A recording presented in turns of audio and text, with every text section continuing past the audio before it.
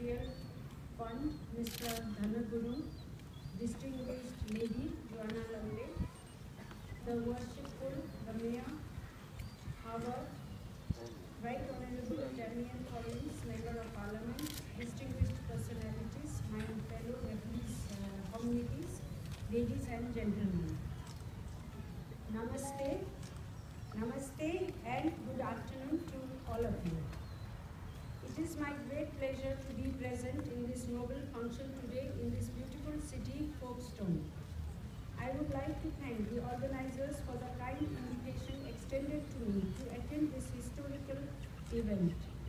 Today's ceremony of unveiling the statue of the Gurkha soldiers marks a very special occasion. It holds great significance for all of us as we commemorate the service and sacrifice given by Gurkha soldiers over the last 200 years for the British Army. I strongly believe that this is a symbol of deep relationship between the two countries and a national recognition of 200 years of historic contribution made by the Gurkha to the British Army. Ladies and gentlemen, it is an honor to be a part of today's proceedings and allow me to deal a little bit about Nepal-UK relations. As you all aware that the United Kingdom is the first country that Nepal established diplomatic relations long back in 1816 and opened its residential mission in 1934 in London. The overall relations between Nepal and the United Kingdom are always marked by goodwill, understanding, mutual cooperation and respect of each other's interests and sentiments. Nepal and Britain is celebrating two very significant bicentennial anniversaries in Nepal-UK relations. The first anniversary is bicentenary of recruitment to the Brigade of Gurkhas. On March 2016, will mark another important anniversary in our bilateral relations in its 200 years of diplomatic relations. The exchanges of high-level visits, periodic consultations at various levels, business and commercial linkages, the Gurkhas' international engagements for a secure and peaceful world, and UK's cooperation to Nepal's peace process have meaningfully contributed in enriching the relationship over the period. Ladies and gentlemen, we have a lot of support, goodwill and understanding from the friendly people of the United Kingdom.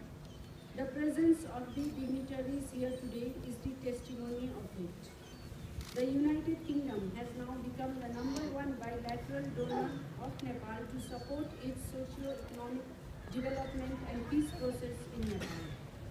I am very much confident that such cooperation will be continued in the enhanced level in the days to come.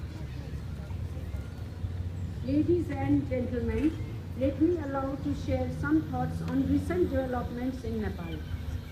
The peace process, which was led by former Prime Minister and leader late Birja Prasad Koirala, who is also my father, has come to a successful conclusion with the promulgation with overwhelming majority of the members of the Constituent Assembly of a new democratic constitution which is inclusive and dynamic in true sense on September 20, 2015.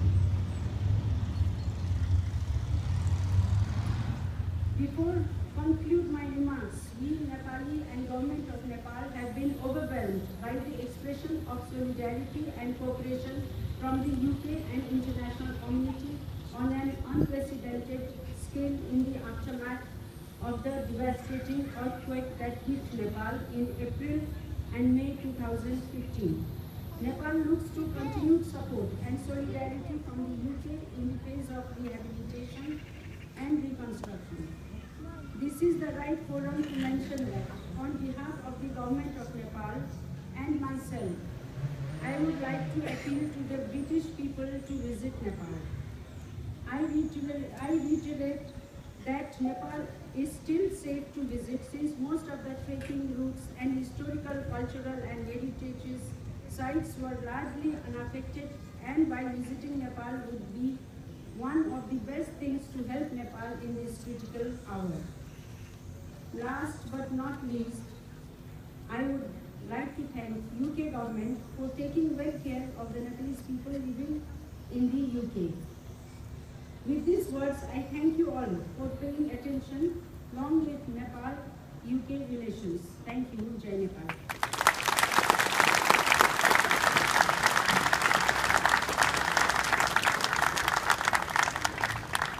The serving Gurkhas